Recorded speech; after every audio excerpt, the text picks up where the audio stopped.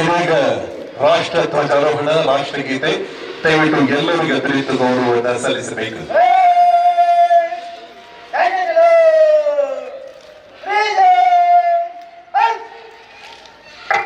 BR Ambedkar ಅವರು,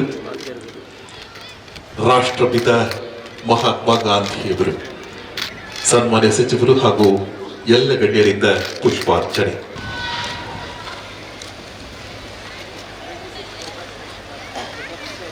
ಬೆಂಗಳೂರಿನಲ್ಲಿ ಹಾಗೂ ಎಲ್ಲ ಜಿಲ್ಲಾ ಕೇಂದ್ರಗಳಲ್ಲಿ ಜಿಲ್ಲಾ ಉಸ್ತುವಾರಿ ಸಚಿವರುಗಳು ಧ್ವಜಾರೋಹಣ ನೆರವೇರಿಸಿ ಎನ್ಸಿಸಿ ಭೂಸೇನೆಯ ನಾಯಕ ಸೀನಿಯರ್ ಅಂಡರ್ ಆಫೀಸರ್ ಶಿವರಂಜನ್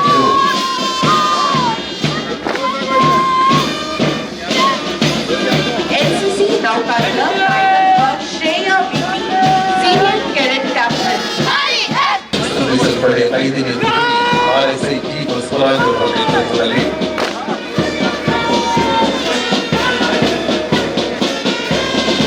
ಅಬಕಾರಿ ಇಲಾಖೆ ನಾಯಕತ್ವ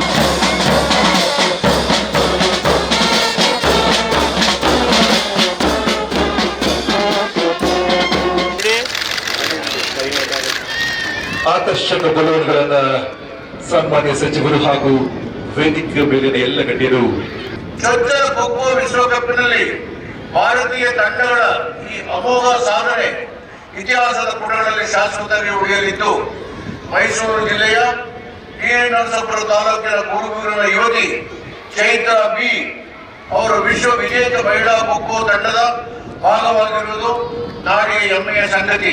25ನೇ ಸಾಲಿನಲ್ಲಿ ಹೊಸದಾಗಿ 23 ಡಯಾಲಿಸಿಸ್ ಯಂತ್ರಗಳು ಕಾರ್ಯನಿರ್ವಹಿಸುತ್ತಿದ್ದು, ಡಯಾಲಿಸಿಸ್ ರೋಗಿಗಳ ಕಾಯ್ದಿರಿಸುವ ಪಟ್ಟಿಯಲ್ಲಿ 2023-24ರಲ್ಲಿ 93 ಇದ್ದು, ಈಗ 2024-25ನೇ ಸಾಲಿಗೆ ಶೂನ್ಯಕ್ಕೆ ತಲುಪಿದೆ. ಡಾಕ್ಟರ್ ಪುನೀತ್ ರಾಜ್ಕುಮಾರ್ ಉದಯ ಜ್ಯೋತಿ ಯೋಜನೆ ಜನಪರ ಆರೋಗ್ಯ ಕಾರ್ಯಕ್ರಮದಡಿಯಲ್ಲಿ ಹೃದಯಾಘಾತದ ಪ್ರಥಮ ಚಿಕಿತ್ಸೆಗಾಗಿ ಹೃದಯ ಜ್ಯೋತಿ ಎಂಬ ಹೊಸ ಯೋಜನೆ ಆರಂಭಿಸಿದೆ. ಇದರಲ್ಲಿ ಒಟ್ಟು 75,720 ECG ಪರೀಕ್ಷೆ ಮಾಡಲಾಗಿರುತ್ತದೆ. ಈ ಯೋಜನೆಯಡಿಯಲ್ಲಿ 692 ಜೀವ ರಕ್ಷಣೆ ಆಗಿರುತ್ತದೆ. ಜನ್ಮನ್ ಕಾರ್ಯಕ್ರಮದಡಿಯಲ್ಲಿ ಹಾನಿ ಜನರಿಗೆ ಉಚಿತವಾಗಿ ಆರೋಗ್ಯ ಸೌಲಭ್ಯವನ್ನು ಒದಗಿಸುವುದು. ಈವರೆಗೂ ಜಿಲ್ಲೆಯಲ್ಲಿ 25,307 ಹಾನಿ ಜನರಿಗೆ ಉಚಿತವಾಗಿ ಆರೋಗ್ಯ ಸೇವೆ ನೀಡಲಾಗಿದೆ. ಒಟ್ಟಿನಲ್ಲಿ ಸಂವಿಧಾನಕ್ಕೆ ಬದ್ಧವಾಗಿ ಬದುಕುವ ಮನೋಭೂಮಿಗೆ ಇಂದಿನ ತುರ್ತು ಅನಿವಾರ್ಯತೆಯಾಗಿದೆ.